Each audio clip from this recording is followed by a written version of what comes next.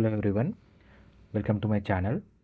Today we are going to create this car rental website using HTML, CSS and JavaScript, and we have also implemented Gasp, which is a JavaScript library for this smooth animation.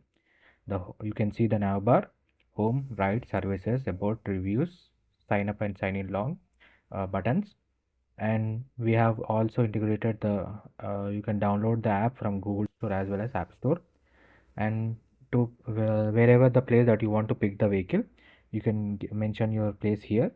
And then I have used the for pickup date as well as for return date, I have used the type function that is available for the input field for the form, that is date and time.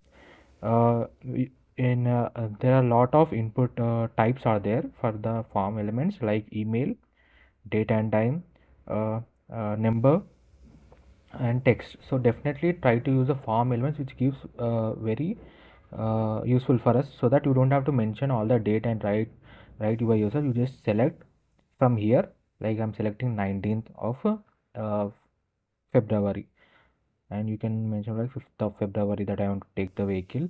Then you can choose the return date and submit your appeal.